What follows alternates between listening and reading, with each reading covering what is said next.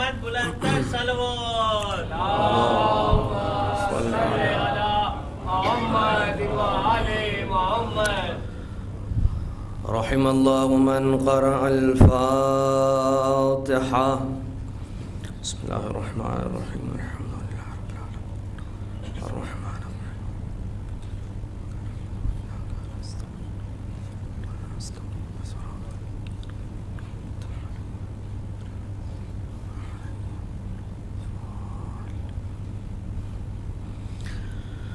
لا حول ولا قوة إلا بالله العلي العظيم.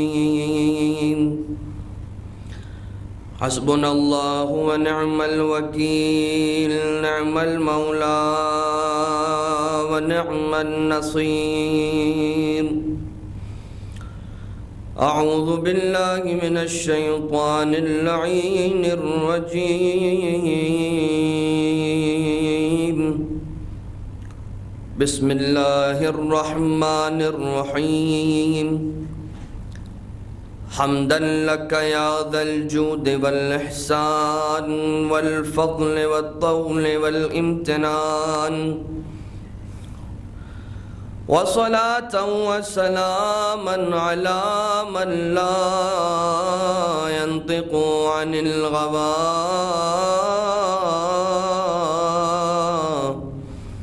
إن هو إلا وحي يوحى.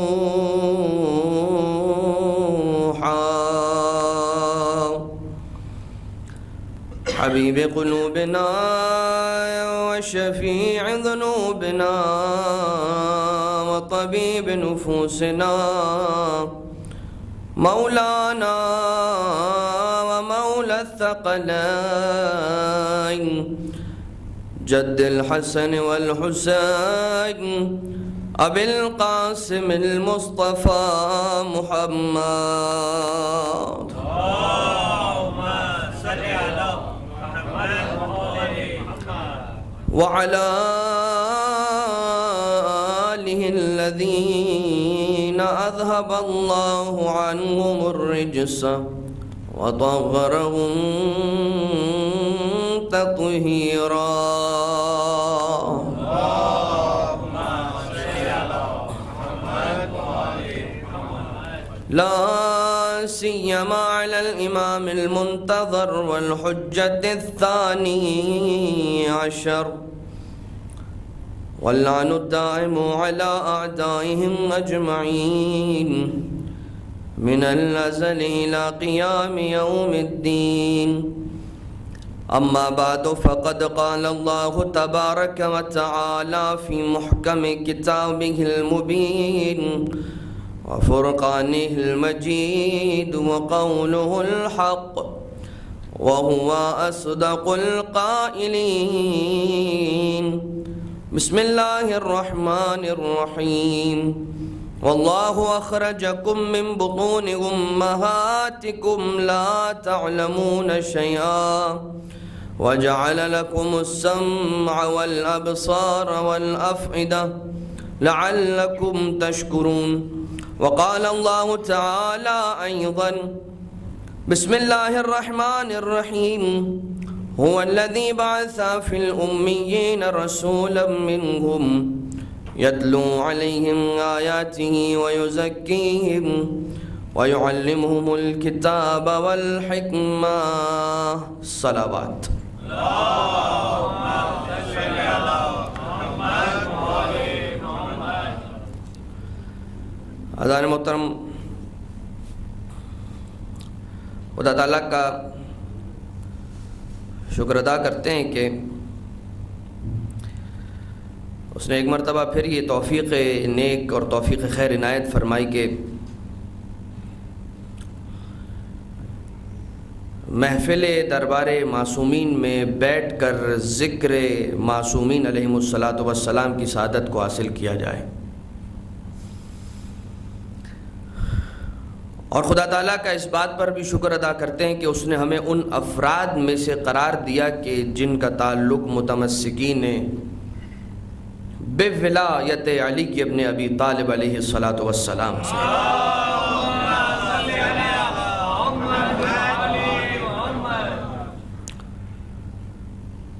عزیزان محترم، قرآن کریم کی جس آیے وافی ہدایہ کی تلاوت کا شرف کل حاصل کیا تھا، اور اس آیت کے ذیل میں چند آرائز کو آپ کی خدمت میں پیش کرنے کی سعادت بھی حاصل کی گئی تھی۔ دراصل انشاءاللہ العزیز ہمارا جو بیان ہے وہ ضمن عنوان زندگی در سایہ ایمان و اخلاق آپ کی خدمت میں عرض کیا جاتا رہے گا، اور چونکہ ہماری بحث اور ہماری گفتگو انشاءاللہ ایمان اور اخلاق پر اس اعتبار سے ہونی ہے کہ وہ حیات، وہ زندگی کے جو خدا تعالیٰ نے انسان کو نعمت کے طور پر، امانت کے طور پر عطا کی ہے۔ کل ہماری بات کہاں تک پہنچی تھی؟ وہ نعمات الہیہ کی جو خدا تعالیٰ نے انسان کو عطا کی ہیں، کہ جن کا خدا تعالیٰ حساب لینے والا ہے، بشمول اس کے کہ وہ خدا کی جو قرآن کریم کی آیت میں یہ فرما رہا ہے کہ وہی خدا ہے کہ جس نے تمہیں تمہاری ماؤں کے بطن سے اس حالت میں خارج کیا کہ کسی شے کا علم نہ رکھتے تھے، اور آلات حصول علم کے ساتھ دنیا میں بھیجا۔ تو کل یہی بات آئی تھی کہ انسان سے یہ سوال نہیں کیا جائے گا کہ تم اس دنیا میں جاہل آئے کیوں تھے، یہ سوال ضرور کیا جائے گا کہ اس دنیا سے جاہل چلے کیسے گئے۔ اس کے باوجود بھی کہ تمہارے پاس خدا تعالیٰ نے وہ قوتیں اور وہ طاقتیں عنایت کی تھی کہ جنہیں کبھی قوت سماعت سے تعبیر کیا جاتا ہے، کبھی قوت بصارت سے تعبیر کیا جاتا ہے، کبھی قوت غور و فکر و خوض سے تعبیر کیا جاتا ہے، قوت عقل۔ تو یہ سوال نہیں کیا جا سکتا کہ دنیا میں جاہل آئے کیوں تھے، مگر یہ ضرور پوچھا جا سکتا ہے کہ آخر جب تمہارے پاس وسائل خدا کی طرف سے نعمت کی صورت میں عطا کیے گئے تھے تو پھر اس دنیا سے جاہل کیسے پلٹ گئے، علم حاصل کیوں نہیں کیا؟ یعنی ان آنکھوں سے سارے کام لیے، وہ کام نہ لیا کہ جس کے ذریعے سے خدا تعالیٰ کی بہتر طریقے سے، بہتر طور سے اطاعت کی جا سکے۔ تو ہم نے بات جہاں سے شروع کی تھی وہیں پر چلیں کہ خدا تعالیٰ نے وہ زندگی، وہ حیات، وہ عمر جو بہت ساری خدا کی نعمتوں میں سے ایک نعمت ہے، انسان کو دی ہے کہ جس کا حساب لینے والا ہے، اس کو بہتر سے بہتر کاموں میں صرف کرنے کے لیے انسان کو پتہ کیسے چلے گا کہ مجھے اپنی یہ حیات، اپنی یہ زندگی صرف کہاں کرنی ہے؟ مجھے اپنے اس وقت کو کہ جو خدا تعالیٰ نے مجھے دیا ہے، کہ جس کا سوال بھی کیا جائے گا، مجھے اس وقت کو کہاں خرچ کر رہا ہے؟ یہ زندگی، یہ عمر کہ جو خدا نے مجھے عطا کی ہے، اس عمر کو مجھے کہاں گزارنا ہے؟ اس کے لیے بہت ضروری ہے کہ ان باتوں کا علم حاصل کیا جائے، ان باتوں کو انسان جانے کہ جن باتوں کو خدا تعالیٰ نے شریعت اسلامیہ کا نام دے کر ایک کورس ورک آؤٹ بنا کے، ایک چھوٹا سا کیٹلاگ بنا کے انسان کے ہاتھ میں دیا۔ اور یہ چھوٹا سا کتابچہ لے کر کون آیا شریعت اسلامیہ کا؟ ہمارے اور آپ کے نبی احمد مجتبی محمد مصطفیٰ صلی اللہ تعالی علیہ وآلہ وسلم۔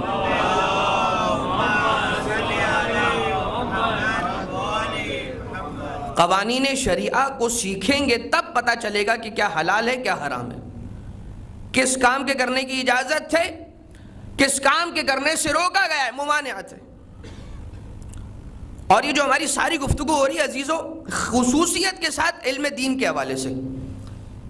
اچھا، میں نے جہاں سے بات شروع کی تھی وہ یہ کہ زندگی کو کہاں پر خرچ کرنا ہے جب تک پتہ نہیں ہوگا۔ علم کا مطلب کیا ہوتا ہے؟ پتہ ہونا، جاننا۔ جب تک جانیں گے نہیں کہ کہاں پر زندگی کو خرچ کرنے سے خدا کی خوشنودی حاصل ہوگی، تب تک ہم وہاں پر خرچ کیسے کریں گے؟ تو علم تو حاصل کرنا ہے، مگر سوال یہ ہے کہ یہ علم ہمیں ایمان تک کیسے لے کر جائے گا، کہ جو ہماری تقاریر کا موضوع ہے۔ علم جب انسان حاصل کرتا ہے تو یہ جو سارا کا سارا علم ہے، جو سیکھتا ہے، پڑھتا ہے، جانتا ہے، چاہے وہ کسی طالب علم سے ہو، چاہے وہ کسی مرجع وقت کے رسالہ عملیہ کے ذریعے سے ہو، یا کسی ماہر علوم کلام، ماہر علوم حدیث، ماہر علوم تفسیر قرآن کی کتابیں پڑھ پڑھ کر انسان علم حاصل کرے اور اسے یہ پتہ لگے کہ کون سے ایسے کام ہیں جن کو انجام دے کر خدا خوش ہوگا، کون سے ایسے کام ہیں کہ جن کو انجام دے کر خدا ناراض ہوگا۔ جب انسان یہ ساری باتیں سیکھتا ہے، یہ سب کس لیے سیکھتا ہے، کیوں جانتا ہے؟ خود اسی بات میں ہمارا جواب پوشیدہ ہے۔ وہ جان کیا رہا ہے، جاننے کی کیا کوشش کر رہا ہے، علم کس بات کا حاصل کرنا چاہ رہا ہے کہ مجھے کیا کرنا ہے، بس کیا کرنا ہے کو زبان عربی میں عمل کہا جاتا ہے۔ تو جب انسان علم حاصل کرے گا تو وہ علم خود تقاضا کرے گا کہ انسان عمل کرے۔ کس چیز پر عمل کرے؟ اس راستے پر چلنے کے لیے کوشش کرے کہ جس راستے کا خدا تعالیٰ نے اسے اس کی ہدایت کی ہے۔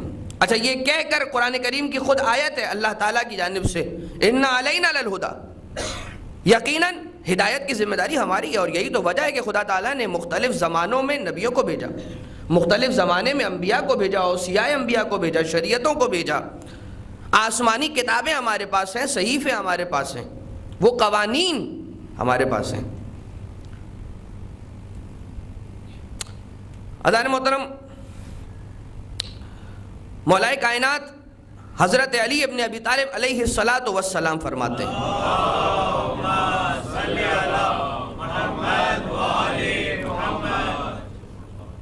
علم کی مثال نور کی ہے، علم کی مثال روشنی کی ہے، نور کی ہے، اور جہل کی مثال اندھیرے کی ہے۔ علم جو ہوتا ہے وہ نور، روشنی کی طرح سے ہوتا ہے، جہاں پر بھی علم آ جاتا ہے تو وہاں پر روشنی ہو جاتی ہے، مگر جہل کی مثال اندھیرے کی سی ہے، جہاں پر علم نہ ہو وہاں پر اندھیرا ہوتا ہے۔ آپ فقط اتنا سوچئے کہ اگر انسان اپنی کسی منزل پر پہنچنا چاہتا ہے اور اگر اپنی سواری میں بیٹھا ہوا ہے اور اپنی منزل کی طرف چل رہا ہے، اگر روشنی نہ ہو تو اسے کیا نظر آئے گا؟ تو جب تک وہ اس دنیا کے راستے پر بغیر روشنی کے نہیں چل سکتا تو پھر دین اسلام کے راستے صراط مستقیم پر بغیر روشنی کے کیسے چلے گا؟ ایک اور حدیث کا مفہوم، اور دیکھیے ایک بہت ہی لاجیکل بات ہے، ہمارے روزمرہ کی زندگی کے اندر پیش آنے والا مسئلہ۔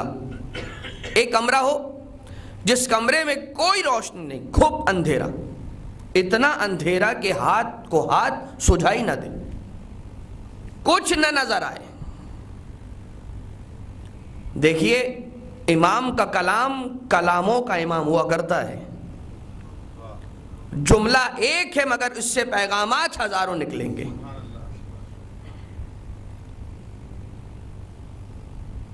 اگر اس کمرے کے اندر حد سے زیادہ، کہ جہاں پر حد سے زیادہ اندھیرا ہے، اب کچھ نظر ہی نہیں آ رہا، روشنی نہیں ہے، اندھیرا ہے، اگر وہاں پر بہت بڑی کوئی فلڈ لائٹ جلانے کی ضرورت نہیں ہے، وہاں پر کوئی بہت زیادہ پاور کا بلب لے کر آئیں اور اسے وہاں پر نصب کریں اور اسے روشن کریں، یہ ضرورت نہیں ہے۔ فقط اتنی سی بات، اس گھپ اندھیرے والے کمرے میں، کہ جس کمرے کے اندر حد سے زیادہ اندھیرا ہے، اگر وہاں پر موجود اندھیرے کو دور کرنا ہو تو کتنی روشنی درکار ہے؟ ایک چھوٹا سا دیا، ایک چھوٹا سا میچ سٹک اگر آپ اس کمرے کے اندر چلا دیجئے تو وہاں پر موجود کوئی بھی شخص یہ نہیں کہے گا کہ اب اس کمرے کے اندر اندھیرا رہ گیا ہے۔ مجھے نہیں معلوم میں اپنی بات پہنچا پا رہا ہوں یا نہیں، مگر مولا کائنات علیہ الصلوۃ والسلام کے اس کلام کے نتیجے میں اخذ ہونے والی بات یہ ہے کہ اے میرے ماننے والوں کبھی گھبرانا نہیں. اندھیرے کی مثال جہالت کی، باطل کی مثال ہے اندھیرا، حق کی مثال روشنی کی ہے. اگر کبھی تمہارے سامنے باطل کثرت میں بھی آ جائے ڈرنا نہیں، قلیل حق بھی اگر اس کے سامنے آ کر استقامت کا مظاہرہ کرے گا تو وہ باطل شکست کھا کر دور ہو جائے گا. مثال دیکھنا چاہتے ہیں؟ لاکھوں کا لشکر ایک طرف، 72 کا لشکر ایک طرف. کثرت و قلت حق و باطل کے پہچاننے میں اور حق کا باطل پر غالب آ جانے میں معیار نہیں ہو سکتا. تو کثیر باطل ہی کیوں نہ ہو، اگر قلیل حق بھی اس کے سامنے آ کر کھڑا ہو جائے گا تو پھر جیت حق ہی کی ہوگی. سورہ جمعہ کی آیت کی تلاوت کی گئی. بسم اللہ الرحمن الرحیم. وَهُوَ الَّذِي بَعَثَ فِي الْأُمِّيِّينَ رَسُولًا مِّنْهُمْ يَتْلُو عَلَيْهِمْ آیَاتِهِ. اب ذرا دیکھیے گا کہ یہ جو بات علم حاصل کرنے کی ہے، جاننے کی تڑپ. بہت سارے لوگ کیا کرتے ہیں، بھائی ہمیں شریعت کی باتیں نہ بتائیے، اور وہ اس لیے کہ ہم اگر سنیں گے تو ہمیں پتہ چل جائے گا، اور اگر ہمیں پتہ چل گیا، اگر ہمیں معلوم ہو گیا تو پھر ہمیں عمل کرنا پڑے گا. خدا را آپ نہ بتائیں اور علمی بحث نہ کیا کریں. مگر شریعت اسلامیہ نے یہاں پر بھی اس کا پیچھا نہ چھوڑا. چلیے اس بات کو ایک طرف رکھتے ہیں، آیت کی طرف چلتے ہیں. وہ رسول کہ جسے اس قوم پر خدا تعالیٰ نے مبعوث فرمایا، امیین پر خدا تعالیٰ نے رسول کو مبعوث فرمایا، اہل ام القریٰ پر، اور رسول نے خدمت ہی انجام دی خدا تعالیٰ کے حکم سے. رسولا منہم، انہی میں سے ایک رسول مبعوث فرمایا. یتلو علیہم آیاتہ، وہ خدا تعالیٰ کی نشانیوں کی تلاوت کر کر کے لوگوں کو سناتا ہے. یتلو علیہم آیاتہ، خدا کی نشانیاں لوگوں کو بتلاتا ہے یہ رسول. یتلو علیہم آیاتہ ویزکیہم، اور ان کا تزکیہ کرتا ہے، انہیں پاکیزہ کرتا ہے، ان کے نفسوں کو پاک کرتا ہے، ان کے دلوں کو پاک کرتا ہے. وَيُعَلِّمُهُمُ الْكِتَابَ وَالْحِكْمَةَ، اور اس کے بعد پھر یہ خدا کا رسول جب اس قوم کو خدا کی نشانیاں بتلاتا ہے، خدا تعالیٰ کی طرف لے کر آتا ہے. دوسرے مرحلے پر یہ خدا کا رسول ان کے نفسوں کا تزکیہ کرتا ہے. تیسرے مرحلے پر یہ خدا کا رسول یعلمہم الکتاب والحکمہ، کتاب کی بھی تعلیم دیتا ہے، حکمت کی بھی تعلیم دیتا ہے. مگر یہ مرحلہ وار کیوں؟ پہلے خدا کی نشانیاں بتلائی گئیں تاکہ جب خدا کی نشانیوں کو دیکھیں تو اس خدا پر ایمان لے آئیں کہ جس خدا کی آثار اس ساری کی ساری دنیا کے اندر نشانیوں کے طور پر موجود ہیں. خدا تعالیٰ کے رسول نے نشانیاں بتلائیں، ان کے نفسوں کا تزکیہ فرمایا. وَيُزَكِّيهِمْ، اور پھر اس کے بعد یہ مرحلہ ہے کہ وَيُعَلِّمُهُمُ الْكِتَابَ وَالْحِكْمَةَ، کہ پھر خدا تعالیٰ کے رسول نے انہیں تعلیم دی ان باتوں کی کہ جو کتاب حکیم کے اندر خدا تعالیٰ کی کتاب میں موجود ہے، اور حکمت کی تعلیم دی. عزیزان محترم ذرا سا غور کیجئے گا، رک کر سوچئے گا. انسان کے لیے خدا تعالیٰ نے یہ راستہ معین فرمایا رسول اکرم صلی اللہ علیہ وآلہ وسلم کے طریقہ تبلیغ کے ذریعے سے کہ رسول بھی اگر آ کر کار رسالت کو انجام دے رہے ہیں تو پہلے ان لوگوں کی اخلاقی تربیت فرما رہے ہیں اور اس کے بعد انہیں کوئی علم دے رہے ہیں. اور اس کی کیا وجہ ہے؟ اس کی وجہ یہ کہ انسان جس علم کی تلاش کر رہا ہے، جس حق کی تلاش کر رہا ہے، جس راہ کی تلاش میں نکلا ہوا ہے، یہ وہ علم ہے کہ جو انسان کے سینے میں جگہ پاتا ہے. العلم نور یقذفہ اللہ فی قلب من یشاء. علم ایک ایسا نور ہے کہ خدا جس کے دل میں چاہے جاگزیں کر دے. علم نور ہے اور یہ نور دل میں سماتا ہے. مجھے یہ بتلائیے کہ علم ہو گیا مظروف اور دل ہو گیا ظرف. ظرف کا مطلب ہوتا ہے کنٹینر، گلاس. اگر ہم ظرف و مظروف کی مثال کے ذریعے سے اس سچویشن کو سمجھنے کی کوشش کریں تو ایک پیغام دینا چاہ رہا ہوں. دیکھیے خدا تعالیٰ کے رسول نے لوگوں کو خدا کی نشانیاں بتلا کر انہیں خدا کے قریب کیا کہ اگر دو خدا ہوتے یا اگر خدا ہوتا ہی نہ تو پھر یہ آثار کیسے نمودار ہوتے. یہ دنیا کے آثار اس بات پر دلالت کر رہے ہیں، حکایت کر رہے ہیں کہ کوئی خدا ہے اور وہ ایک ہے. اس کے بعد خدا کے رسول نے فرمایا کہ ان کی تزکیہ، ان کے نفسوں کو پاک کیا، ان کی ارواح کو اخلاق کے ذریعے سے پاک کیا. کہ خود رسول اکرم صلی اللہ علیہ وآلہ وسلم فرماتے ہیں کہ انما بعثت لأتمم مکارم الاخلاق. کہ رسول فرماتے ہیں کہ مجھے فقط و فقط انما حسریہ، فقط و فقط اس سے بابت مبعوث کیا گیا ہے کہ میں لوگوں کے اخلاق کو اتمام کے مرحلے تک، اتمام کے درجے تک لے جاؤں،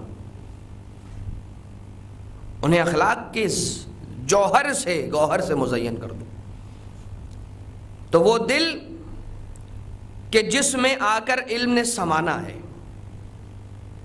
بالکل ویسے ہی کہ جس طرح سے دنیا میں ہمارے پاس وہ گلاس کے جس میں پانی نے سمانا ہے.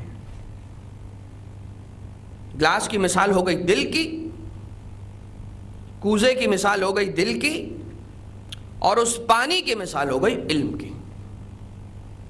جس طرح سے ہم پانی کو اس ظرف، اس کوزے میں ڈالتے ہیں، اسی طرح سے خدا تعالیٰ جس کے دل میں چاہتا ہے علم کو رکھ دیتا ہے. ٹھیک، یہاں تک بات واضح. مگر یہ بتلائیے کہ وہ دل کے جہاں پر، وہ کوزہ کے جہاں پر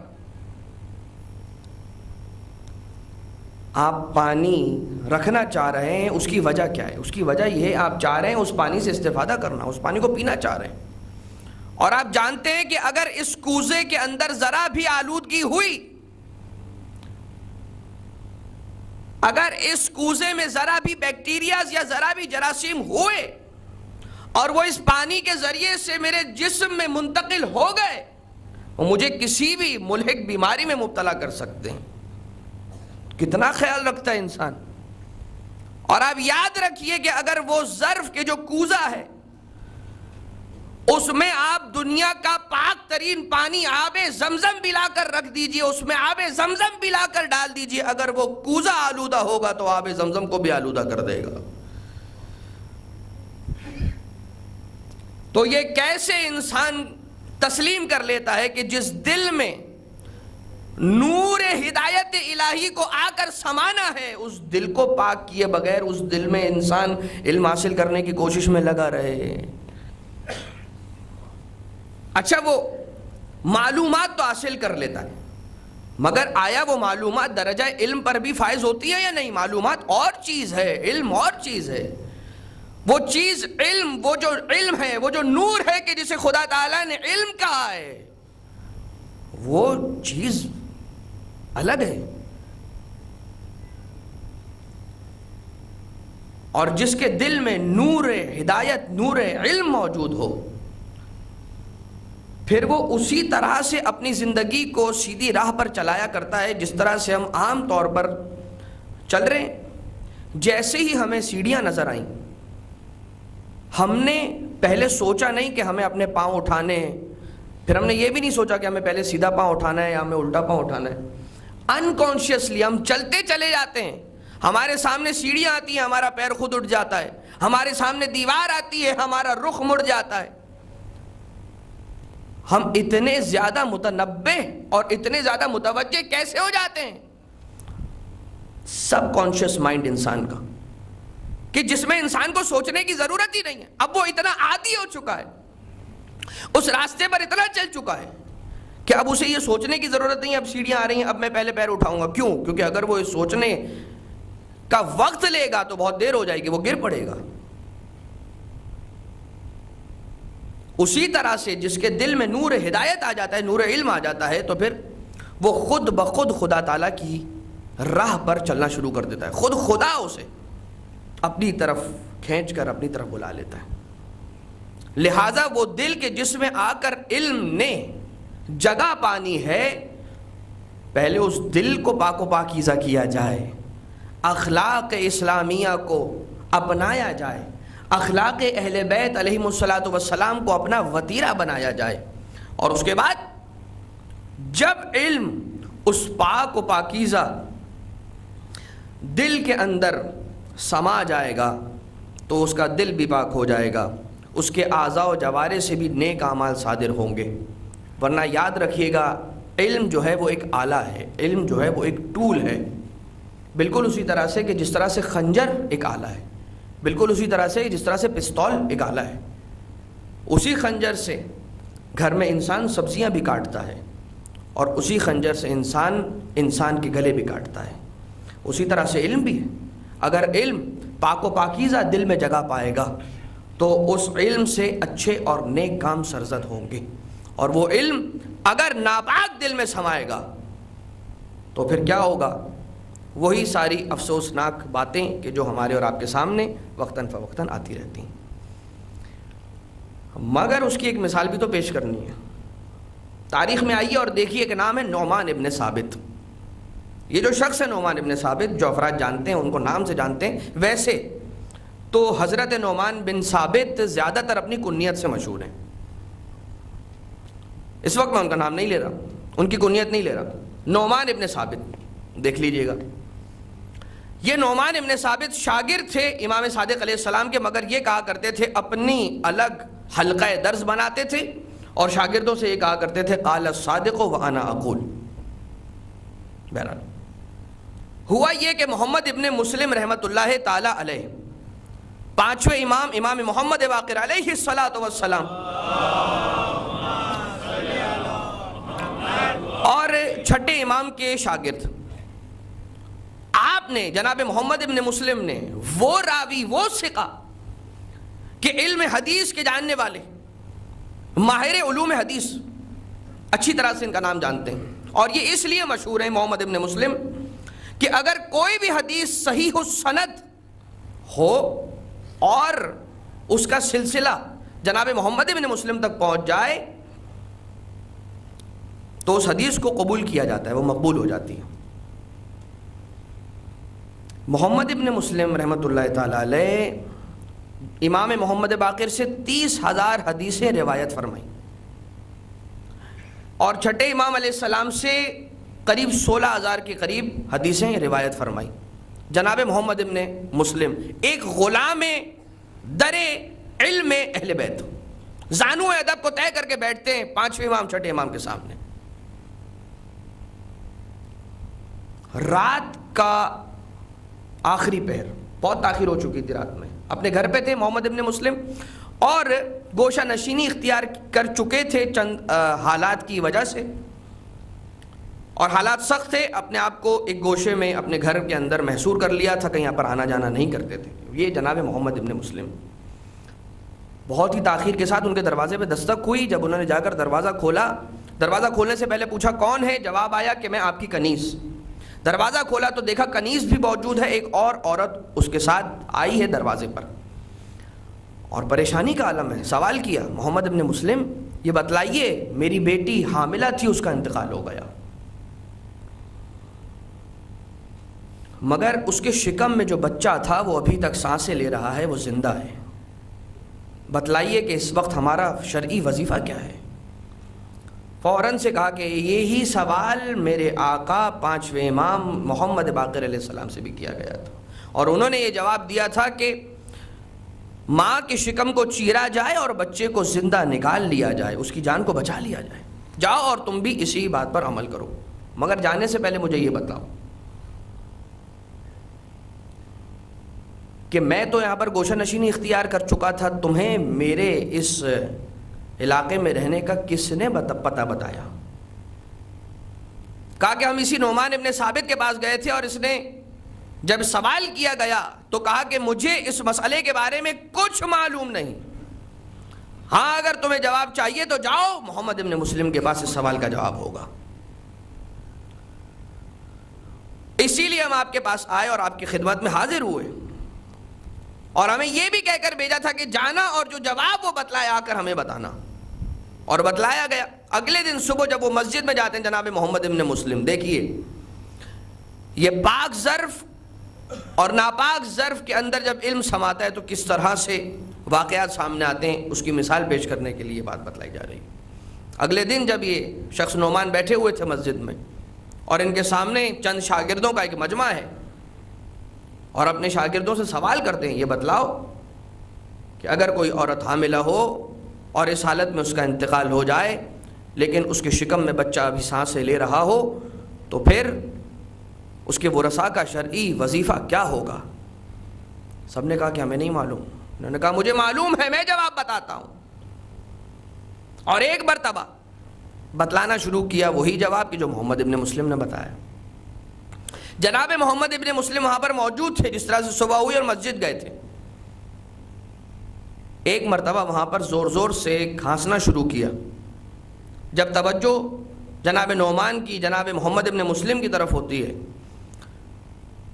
تو ایک مرتبہ کہتے اللہم غفرن دعنا نعیش، اے خدا تو ہمیں معاف کر، ہمیں اپنی زندگی ہمارے حساب سے گزارنے دے۔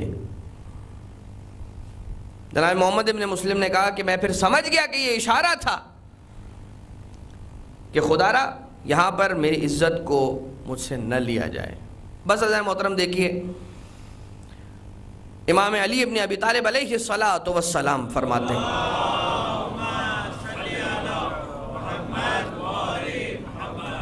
جب آپ سے پوچھا گیا کہ آقا مال اور علم میں سے کون سی چیز زیادہ افضل ہے،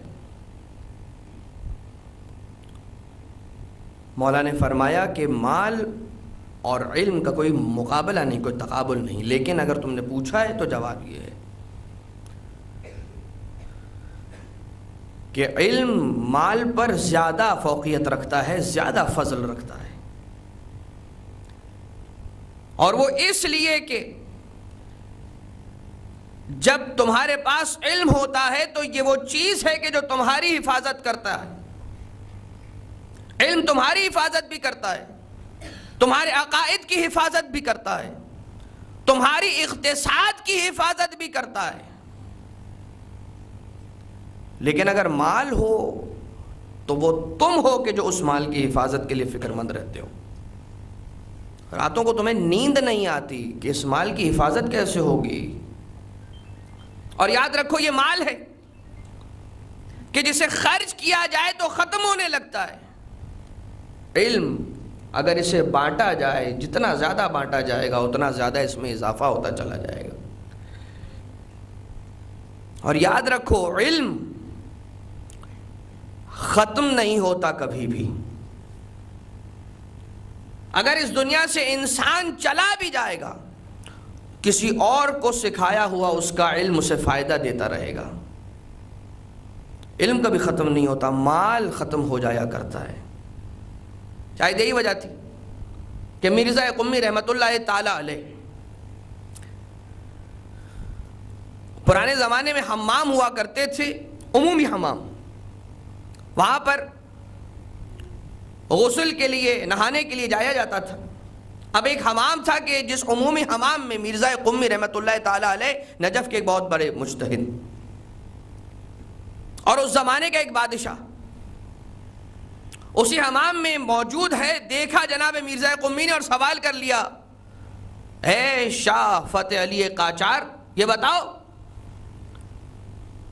کہ تمہاری ساری رعایا، وہ تمہارے سارے پروٹوکول گارڈز، وہ سارے کے سارے تمہارے سپاہی کہاں ہیں؟ کہا وہ باہر کھڑے ہوئے۔ بابا تم جہاں پر بھی جاتے ہو ان کے بغیر ہلتے نہیں ہو، کیا وجہ ہے انہیں یہاں پر نہیں لے کر آئے؟ انہیں حمام میں کیوں نہیں لے کر آئے؟ کہا آقا کیا کریں؟ مرزا قمی سے وہ بادشاہ کہہ رہا ہے کہ آپ کیا چاہتے ہیں کہ میں ان سپاہیوں کو بھی یہاں پر حمام میں بلا لوں؟ کہا نہیں، میں یہ نہیں چاہتا، میں تمہیں صرف یہ بتانا چاہتا ہوں کہ وہ مال و دولت کی جس پر تم فخر کرتے ہو کس کام کی ہے کہ جب تم انہیں آزادی سے اپنے ساتھ ہر وقت رکھ نہیں سکتے، مال تمہارے پاس اتنا کثرت کے ساتھ ہے، سپاہی تمہارے پاس اتنے زیادہ ہے، تم حمام میں اپنے ساتھ رکھ نہیں سکتے۔ دیکھو وہ دولت کے جو میرے پاس موجود ہے، علم کی دولت، میں جہاں جاتا ہوں وہ علم میرے ساتھ ساتھ جاتا ہے، مجھے جہاں پر اس علم کی ضرورت پڑتی ہے میں اس سے خود بھی استفادہ کرتا ہوں، دوسروں کو بھی فائدہ پہنچاتا ہوں۔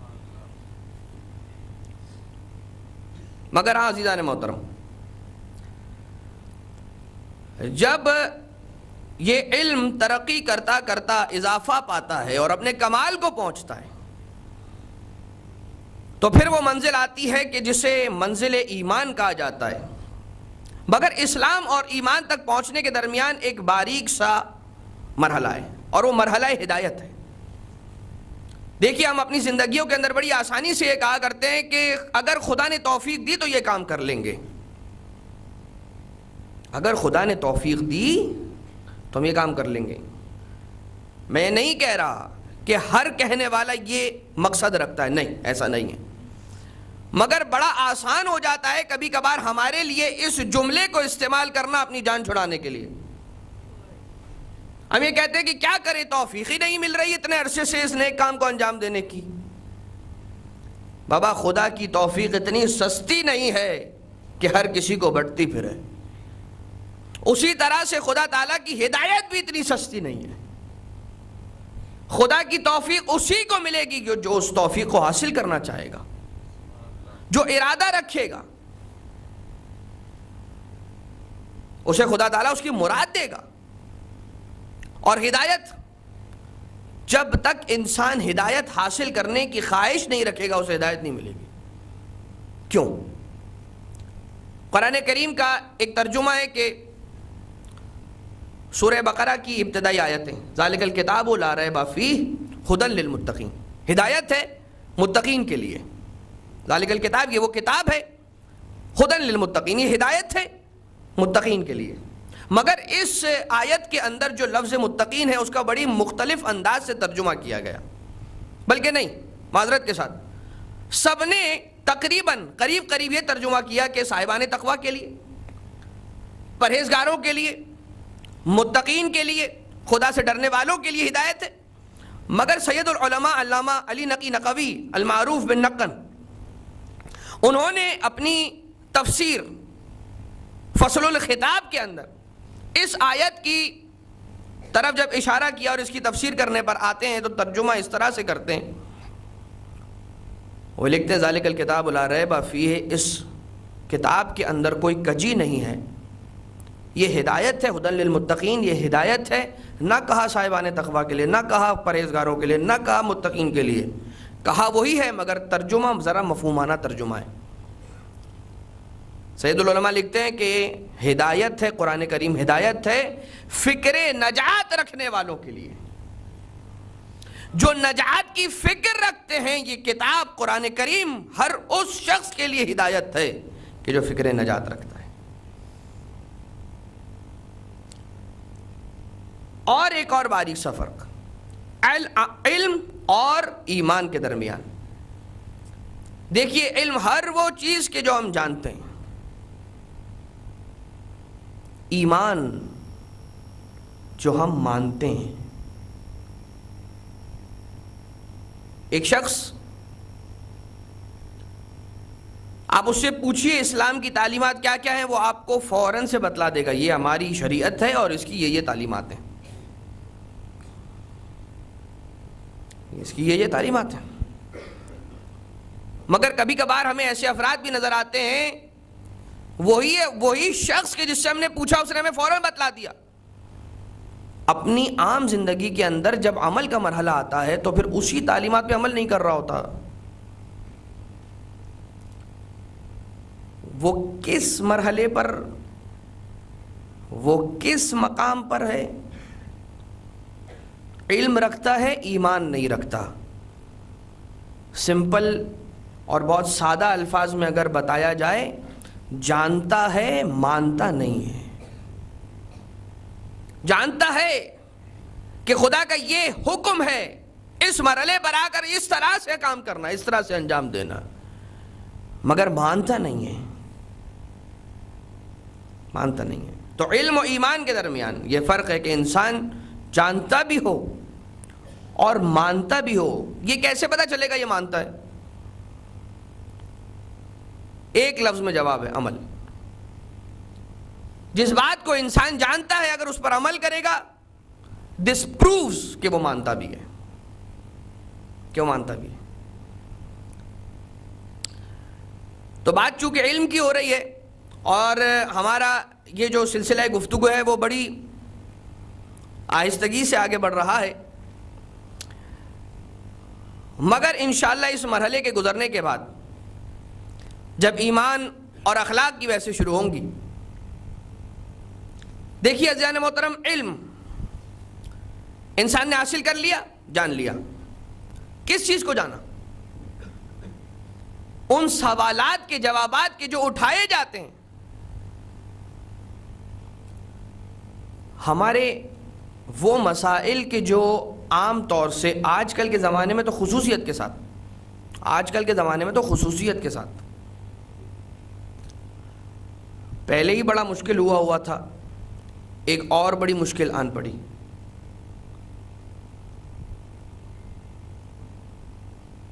انسان باہر سے ہونے والی یلغار کو کسی بھی طرح سے سامنا کر کے اس سے چھٹکارا حاصل کر سکتا ہے، مگر وہ یلغار کے جو اپنے اپنوں پر کریں اس کا حل اور اس کا سدباب بڑا مشکل ہوا کرتا ہے. اعتراضات پر اعتراضات. اب آپ فقط اتنا بتلائیے، آپ شاید یہ سوچ رہے ہوں گے کہ مولانا کل کا 1 گھنٹہ اور آج تقریباً 45 منٹ ہو گئے علم علم علم علم علم کیے جا رہے ہیں. تو ایک پنچ لائن سن لیجئے. انسان، یہ بہت بیسک بات کر رہا ہوں نا، شاید بہت چھوٹی سی بات کر رہا ہوں، علم حاصل کرو. بچپن سے سن رہے ہیں مولانا، آپ آج بھی آ کے یہاں پہ ممبر پہ علم کر رہے ہیں.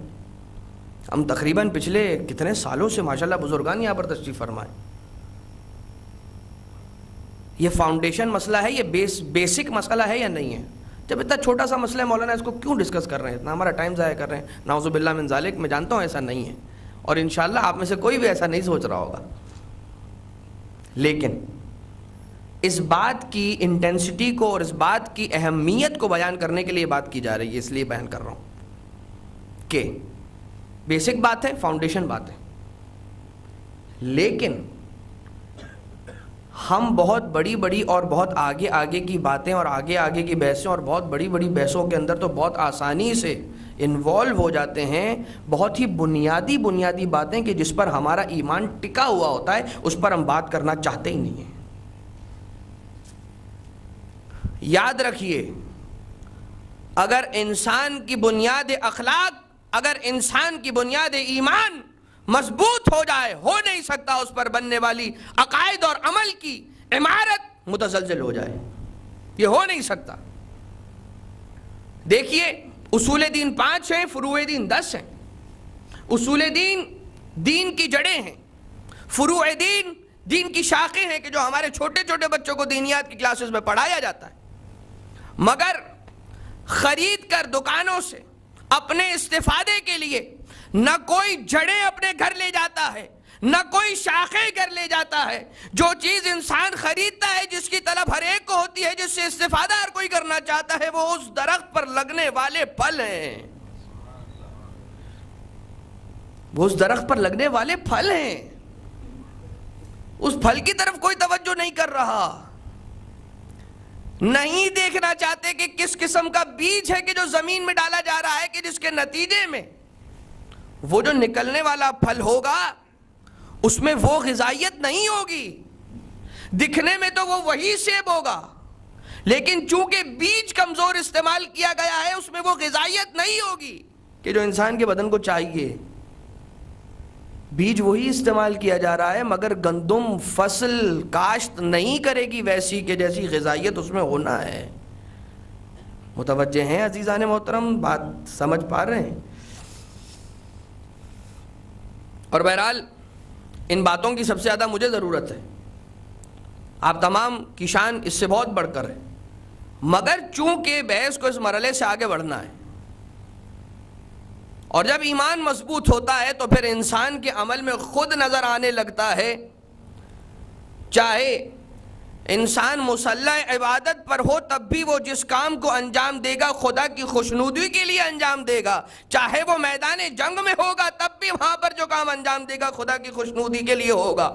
اس کے ایمان کی مضبوطی اور اس کے ایمان کا کمال اس کے عمل سے نظر آتا ہے۔ اگر وہ مصلی پر ہو فقط اس کی عبادت مصلی تک محدود نہیں رہتی، علی ابن ابی طالب مصلی پر نماز پڑھیں، رکوع و سجود کریں وہ بھی خدا کے لیے، میدان جنگ میں آ کر تلوار چلائیں وہ بھی خدا کے لیے۔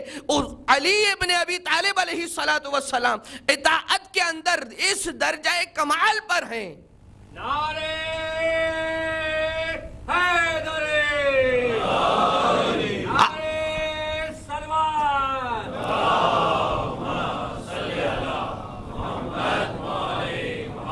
آقا علی ابن ابی طالب علیہ السلام اطاعت خداوندی میں اس درجہ کمال پر ہیں کہ اگر عمر ابن عبدود کے سینے پر سوار بھی ہو گئے، سب نے دیکھا مولا کائنات خیام رسول میں موجود ہیں، وہ عمر ابن عبدود کہ جو رسول کے خیمے کے سامنے آ کر ایک مرتبہ لشکر اسلام کو للکارنا شروع کر دیتا ہے، سارے ڈر رہے ہیں، سارے خوف میں، کوئی جانے کو تیار نہیں۔ رسول فرماتے کون ہے کہ جو اس کا منہ بند کرے؟ مولا کائنات کو۔ تو رسول جانتے ہیں کہ یہ وہ ہے کہ جو ہمیشہ بغیر کچھ کہے آگے آ جاتا ہے۔ امتحان تو دوسروں کا ہونا ہے۔ یہاں مولا کائنات چلے، آنے کے بعد عمر ابن عبدود سے مقابلہ کیا، اور دیکھیے انداز بڑا عجیب ہے۔ مولا کائنات علیہ السلام ایک مرتبہ جب پہنچتے ہیں دیکھا رجس پڑ رہا ہے، میں عمر ہوں، پہلوانان ملک عرب میرے نام سے ڈرتے ہیں، اگر میں کسی کے سامنے آ جاتا ہوں تو پھر اسے جنگ کرنے کی ضرورت نہیں پڑتی، وہ وہیں پر زیر ہو جاتا ہے، ایسی رجس پڑ رہا ہے۔ مولا کائنات کی جب باری آئی رجس پڑھنے کی، مولا کائنات نے کچھ نہ کہا، فقط اتنا کہا انا الذی سمتنی امی حیدرا زرغا مواجہ من ولیسن کسورا، میں ہی وہ ہوں کہ جس کا نام اس کی مادر نے حیدر رکھا ہے۔ نعرہ حیدر، ایک مرتبہ اس انداز سے اس کے سینے پر سوار ہو جاتے ہیں، سب کی نظریں ہیں علی پر، علی کی تلوار پر، عمر کی گردن پر کہ ابھی کٹی اور ابھی کٹی۔ مولا کائنات ایک مرتبہ پیچھے ہٹ جاتے ہیں، سب دیکھ کر پریشان کہ اچانک کہ علی ابن ابی طالب کو ہوا کیا؟ میدان خندق میں ٹہلنا شروع کر دیا دائیں سے بائیں، اور پھر ایک مرتبہ دوبارہ سے آ کر اسے گرایا اور اسے قتل کر دیا، واصل جہنم کر دیا۔ رسول اکرم کی خدمت میں آئے، رسول نے سوال کیا، بلکہ نہیں، معذرت کے ساتھ جو روایت کے جملے ایز اٹ از وہ آپ کے سامنے پیش کیے جائیں۔ علی علیہ السلام سامنے سے آ رہے تھے، جیسے خیمے کے دروازے پر آ کے رکے ہیں، رسول اکرم نے تقبل اللہ کہا، اور اس کے بعد فرمایا ضربت علی یوم الخندق افضل من عبادت الثقلین، علی ابن ابی طالب کی ایک ضربت یوم خندق ثقلین کی عبادت سے افضل ہے۔ عزیزان محترم، یہ بات سمجھنے کی ہے، اسے یوں ہی بیان نہیں کیا جا رہا۔ اس پیغام تک پہنچنے کی کوشش کیجئے کہ جو اس فضیلت امیر المومنین میں موجود ہے۔ یاد رکھیے مولا کائنات کی کوئی فضیلت بغیر پیغام کے اپنے اختتام کو نہیں پہنچتی، پیغام موجود ہے مولا کائنات کی ہر فضیلت کے نقطے میں۔ وہ پیغام اخلاق کا پیغام کیا تھا؟ ہمارے عقیدے کو مضبوط کرنے کے لیے مولا کا یہ واقعہ بہت کافی ہے۔ ہماری بات کیا چل رہی ہے؟ ہم جو بھی کام کریں خدا کے لیے، علم حاصل کریں خدا کے لیے، عمل کریں خدا کے لیے۔ امیر المومنین سے پوچھا یا علی، آپ تو اس کے سینے پر سوار ہو گئے تھے، پھر کیا ہوا اچانک سے واپس کھڑے ہو جاتے، ٹہلنا شروع کر دیا؟ کہا یا رسول خدا، جیسے کہ میں اس کے سینے پر سوار ہوا، ایک مرتبہ اس نے گستاخی کی میرے ساتھ، میں کھڑا ہو گیا، کہیں ایسا نہ ہو کہ اس غضب میں، کہ جو امر پر میرے دل میں غضب موجود ہے، کس بات پر؟ خدا تعالی کی نافرمانی کرنے پر، نافرمان بندہ ہے جس کی وجہ سے اسے قتل کیا جانا ہے۔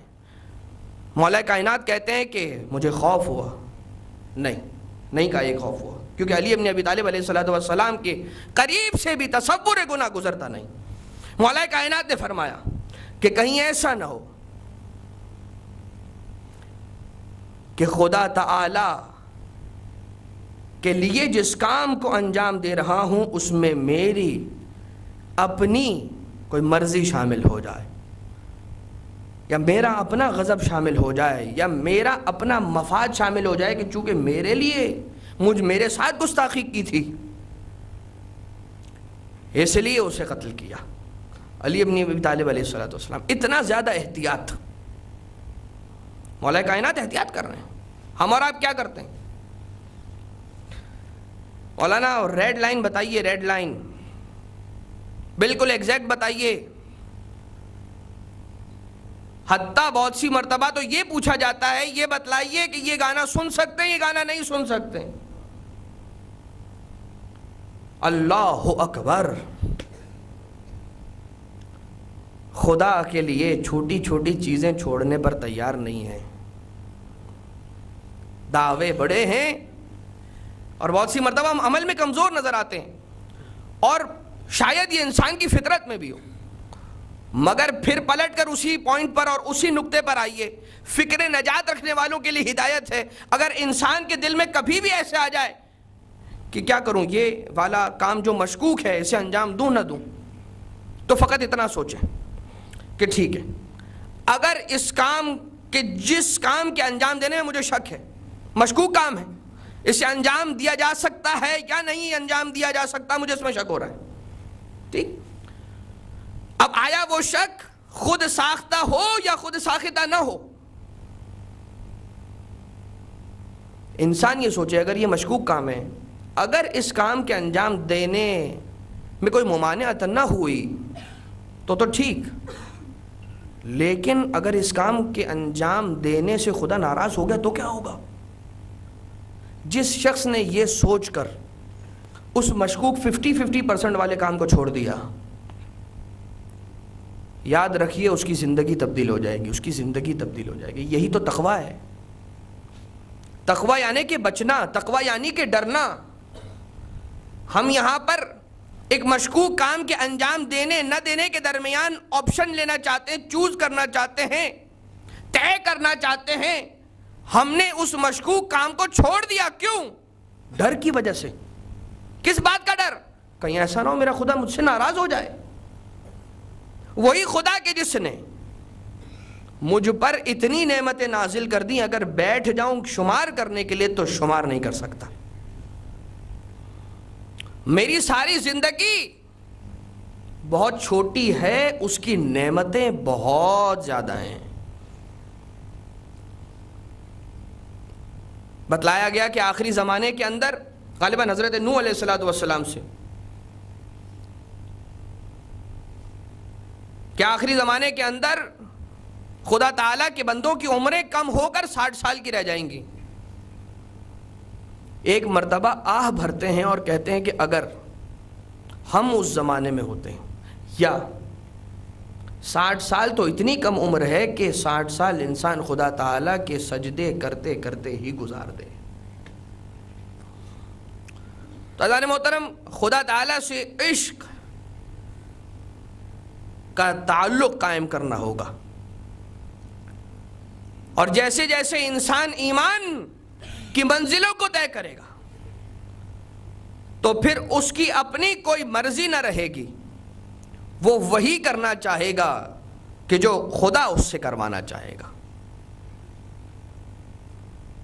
اور جب انسان خدا کی راہ پر چلتا ہے تو پھر اس کے ساتھ کس طرح کی مدد ہوتی ہے، کس طرح کی مدد ہوتی ہے۔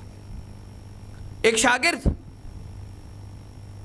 شیخ مرتضی انصاری رحمۃ اللہ تعالی علیہ کے شاگرد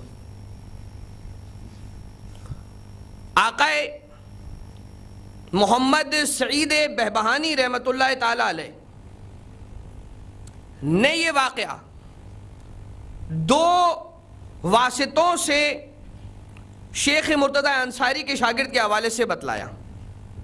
کہا کہ ایک شاگرد تھا شیخ انصاری کا، وہ ان کے درس میں آیا کرتا تھا، مگر وہ یہ بتاتا تھا کہ مجھے درس سمجھنے میں بڑی مشکل ہو رہی ہے، اور وہ یہ کہا کرتا تھا کہ میں اپنے وطن سے سطوح اور وہ مقدمات اور وہ فاؤنڈیشن کورسز کے جو اوضاع علمیہ کے اندر داخل ہونے سے پہلے انسان کسی مدرسے میں رہتے ہوئے حاصل کیا کرتا ہے، انہیں پورا کیا، اور اس کے بعد میں نجف اشرف کی سرزمین پر علوم دین کو حاصل کرنے کے لیے گیا، اور میں پہنچا، جا کر شیخ مرتضی انصاری کے درس میں بیٹھا، مگر مجھے کچھ سمجھ نہیں آ رہا تھا اور میں ہلکان ہوا جا رہا تھا، میں اس خوف میں مبتلا ہو رہا تھا کہ آخر میرے ساتھ ہوگا کیا، میرا وقت ضائع نہ ہو جائے، میری محنتیں کہیں ضائع نہ ہو جائیں۔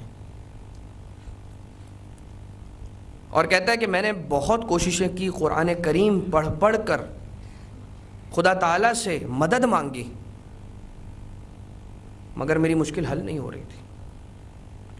آخر میں نے توسل کیا حلال مشکلات، مولائے کائنات، امیر ممکنات علی ابن ابی طالب علیہ الصلوۃ والسلام،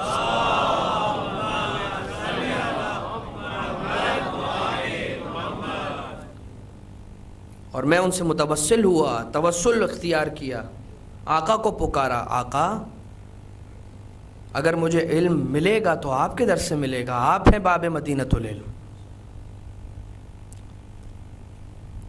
آقا میری مدد کیجئے۔ سوتا ہے اور کہتا ہے خواب میں مجھے علی ابن ابی طالب علیہ السلام کی زیارت نصیب ہو گئی، مولا کائنات تشریف لاتے ہیں اور آنے کے بعد میرے کانوں میں بسم اللہ الرحمن الرحیم کی تلاوت فرماتے ہیں، اور کہتا ہے کہ میں نے اپنی زندگی کے اندر اس بسم اللہ کی وہ برکتیں دیکھی، عالم خواب کے اندر ہے۔ اب کہ جب وہ اپنے درس میں جانا شروع کرتا ہے، کہتا ہے مجھے درس بھی سمجھ میں آنے لگا، کچھ دن نہ گزرے تھے میرا ذہن اتنا وسیع اور اتنا کشادہ ہو گیا، میں نے اپنے استاد پر مناقشات کرنا شروع کر دیے، ان سے سوالات کرنا شروع کر دیے۔ استاد کی شاگرد کی پہچان استاد کو ہے، اور وہ میڈیم کے جو پہچان کا میڈیم ہے وہ ہے سوال۔ السؤال مفتاح العلم، سوال علم کی چابی ہے، سوال بیدار ذہنوں کی علامت ہے۔ تو جیسا سوال ہوگا، جس لیول کا علم ہوگا اس لیول کا سوال ہوگا۔ سوال کرنے لگا اپنے استاد سے۔ ایک دن ایسا تھا وہ اپنے استاد سے کچھ زیادہ وقت صرف کر گیا سوالات کے جوابات لینے میں، سوال پر سوال، سوال پر سوال۔ اور اس دن جب وہ درس سے فارغ ہونے کے بعد اپنے استاد یعنی کہ شیخ مرتضی انصاری، شیخ اعظم جن کو کہا جاتا ہے، آج بھی فقہ کی کتابوں کے اندر جب بھی شیخ اعظم کہا جائے ان سے مراد شیخ انصاری ہیں۔ ایک مائل سٹون علم اصول فقہ کے اندر کتاب رسائل کو لکھ کر بنایا ہے، خدا کی توفیق سے، مولا کائنات کی مدد سے۔ اور جب وہ اپنے استاد کے پاس جاتے ہیں، استاد کہتے ہیں کہ تمہارے سوالات سراخوں پر، تم ایسے سوالات کیا کرتے ہو کہ جن کے جوابات تک سن کر سمجھنے کی کچھ شاگردوں کی حیثیت نہیں ہے، ان کا ذہن اتنا وسیع نہیں ہے۔ اور ایک مرتبہ قریب آتے ہیں اور اس کے کان میں یہ کہتے ہیں کہ دیکھو، جس نے خواب کے عالم میں آ کر تمہارے کان میں بسم اللہ الرحمن الرحیم پڑھی ہے، اسی علی ابن ابی طالب نے میرے کانوں میں آ کر ولا الضالین تک پوری سورہ فاتحہ کی تلاوت فرمائی ہے۔ تو اگر استاد ایسا ہے تو پھر شاگرد بھی ایسا ہے۔ تو عزیزان محترم، جو اس در سے متمسک ہو جائے تو پھر کوئی مشکل نہیں رہتی۔ جب ہم در حلال مشاکل پر ہوں تو پھر کس مشکل سے خوف؟ فقط اتنی سی بات، خدا کو راضی کرنے کی خواہش، بس۔ اور جو خوف کا تعلق انسان اور اس کے رب کے درمیان ہے نا، خوف دو قسم کے ہوتے ہیں، کسی سے ڈر کی وجہ سے خوف یا کسی کے احترام کی وجہ سے پیدا ہونے والا خوف۔ میں اپنے والدین سے ڈر کی وجہ سے خوف نہیں رکھتا، میں اس لیے ان سے خوف رکھتا ہوں کہیں ایسا نہ ہو میرا کوئی عمل ان کو ناراض کر جائے۔ اتنے شفیق، اتنے محبت کرنے والے والدین،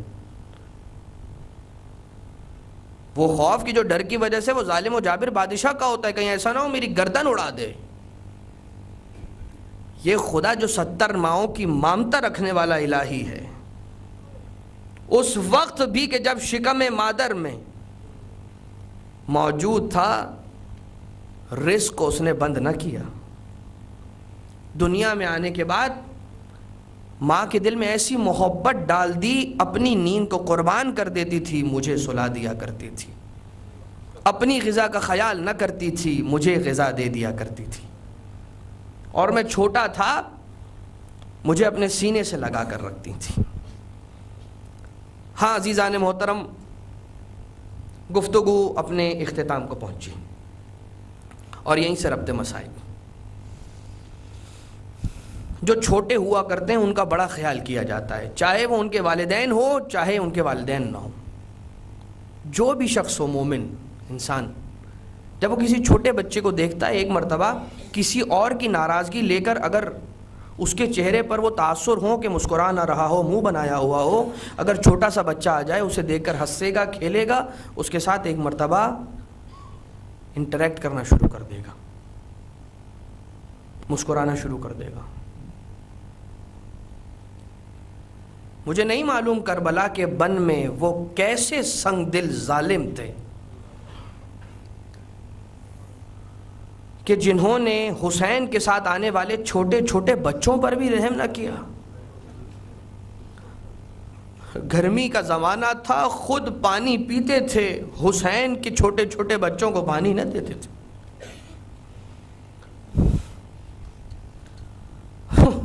جن کے صدقے میں خدا نے پانی کو خلق کیا، انہی پر پانی بند کیا گیا۔ ارے حسین سے بیعت لینا چاہتے، حسین پر پانی بند کیا، یہ چھوٹے 6 مہینے کے اصغر کا کیا قصور تھا؟ اسے پانی سے کیوں محروم کر دیا؟ اچھا، اس کے بعد بھی کہ جب بابا کی شہادت واقع ہو گئی ہے، بچی 4 سال کی سکینہ یتیم ہو چکی ہے، اس چھوٹی سی بچی پر رحم نہ کرو، اس یتیمہ پر تو رحم کرو، اسے تو پانی پلا دو۔ مگر عزیزو، جیسے ہی حسین اس دنیا سے رخصت ہوتے ہیں، ایک مرتبہ ظلم کا وہ پہاڑ اہل حرم کی مستورات پر توڑا جاتا ہے۔ یہاں پر سکینہ علاتش کی صدائیں بلند کرتی جاتی ہیں، شمر پانی سامنے لا لا کر زمین پر گراتا جاتا ہے، کربلا کی خاک میں ملاتا جاتا ہے۔ سکینہ فرات کا رخ کر کے کہتی ہیں، چچا عباس، اگر آپ ہوتے تو کسی میں یہ ہمت نہ ہوتی سکینہ کے سامنے۔ ہاں، مگر شام غریبہ جب ایک مومنہ پانی کا کوزہ لے کر آتی ہے جناب زینب کبریٰ کی خدمت میں، اللہ رے مظلومیت اہل حرم، وہ کوزہ جناب زینب نے اپنے ہاتھوں میں لیا، کہا چھوٹے چھوٹے بچوں کو میرے گرد جمع کر دیا جائے۔ جس بچے کو بھی جناب زینب کبریٰ نے پانی پیش کیا، اس بچے نے یہ کہہ کر پانی لوٹا دیا، کہا جب تک ننھی سکینہ پانی نہ پی لے، ہم میں سے کوئی بھی پانی نہ پیے گا۔ جناب زینب کبریٰ نے ایک مرتبہ پانی کا کوزہ لیا، پانی کا کوزہ لے کے شہزادی سکینہ کی خدمت میں پیش کیا، بیٹا سکینہ یہ پانی لے لو، اپنی پیاس کو بجھا لو۔ مگر سکینہ نے ایک سوال کیا، اے پھوپھی اماں، پانی تو آ گیا، کیا میرے چچا عباس بھی آ گئے؟ کہا نہیں سکینہ، چچا تو نائے پانی ہے، ارے تم چھوٹی ہو اس لیے تمہارے احترام میں پہلے تمہیں پانی دیا جا رہا ہے۔ اچھا پھپھی اماں ایک مرتبہ کوزے کو ہاتھ میں لیا، مقتل کا رخ کیا، چلتی جاتی ہے، کہتی جاتی ہے پھپھی اماں چھوٹوں کو پہلے پانی پلاتے ہیں نا، ارے وہاں پر بن میں میرا بھیا اصغر، ارے 3 بال کا تیر لگا، پانی سے پیاس نہ بجھی، تیر مار کر میرے بھیا اصغر کی پیاس کو بجھایا گیا۔ پھوپھی لائیے پانی میں اپنے بھیا اصغر کو پلاؤ۔ وَسَيَعْلَمُ الَّذِينَ ظَلَمُوا أَيَّ مُنْقَلِبٍ يَنْقَلِبُونَ۔ بارے لا تجھے واسطہ محمد و آل محمد کا ہمارے اس قلیل سے توسل کو اپنی بارگاہ سے مقبول و منظور فرما۔ بارے لا اے خدا حاضرین محفل کی تمام جائز تمناؤں کو، جائز شرعی حاجات کو اپنی بارگاہ سے منظور فرما۔ اے خدا جتنے بھی مریض ہیں دنیا میں کہیں پر بھی، ان تمام کو بحق امام موسیٰ کاظم علیہ السلام شفائے عاجلہ و کاملہ عنایت فرما۔ اے خدا تمام جسمانی اور روحانی امراض کا بھی اے خدا ہمارے لیے علاج عنایت فرما۔ بارے لا تجھے واسطہ جتنے بھی مومنین رزق و روزگار کی پریشانی میں مبتلا ہیں، ان تمام کی پریشانیوں کو حل فرما۔ بارے لا اپنی حجت کے ظہور میں تعجیل فرما، مرحومین پر اپنی رحمتوں کو نازل فرما، قلب نازنین امام زمانہ کو ہم سب سے راضی و خوشنود فرما، اپنے گھروں کے ماحول کو امام زمانہ کی تعلیمات کے مطابق ڈھالنے کی ہم سب کو توفیق عنایت فرما۔ ایک مومن کے لیے خاص پریشانی ہے، ان کی اس پریشانی کے حل کے لیے دعا کی التماس کی گئی ہے۔ بارے لا تجھے واسطہ حلال مشکلات امیر المومنین مولا کائنات علیہ السلام کا واسطہ تمام کی مشکلات کو حل فرما۔ ایک سورہ فاتحہ، اور جب بھی آپ کو آج رات موقع ملے نماز وحشت کی بھی التماس ہے۔ مرحومہ زینت النساء بنت ضمیر الحسن جنہیں آج ہندوستان میں دفنایا گیا ہے، ایک سورہ فاتحہ اس مرحومہ کے لیے اور نماز وحشت کی بھی خاص التماس ہے ان کے لیے، اور ایک سورہ فاتحہ ڈاکٹر شہید سبط جعفر اور جملہ شہداء اسلام اور مومنین اور مومنات۔ بسم اللہ الرحمن الرحیم، الحمدللہ رب العالمین، الرحمن الرحیم، مالک یوم الدین، ایاک نعبد و ایاک نستعین، اهدنا الصراط المستقيم صراط الذين أنعمت عليهم غير المغضوب عليهم ولا الضالين۔ بسم الله الرحمن الرحيم، قل هو الله أحد الله الصمد لم يلد ولم يولد ولم يكن له كفوا أحد۔ بسم الله الرحمن الرحيم، قل هو الله أحد الله الصمد لم يلد ولم يولد ولم يكن له كفوا أحد۔ بسم الله الرحمن الرحيم، قل هو الله أحد الله الصمد لم يلد ولم يولد ولم يكن له كفوا أحد۔ اللهم اغفر للمؤمنين والمؤمنات والمسلمين والمسلمات الأحياء منهم والأموات، تابع بيننا وبينهم بالخيرات إنك مجيب الدعوات، إنك على كل شيء قدير، برحمتك يا أرحم الراحمين۔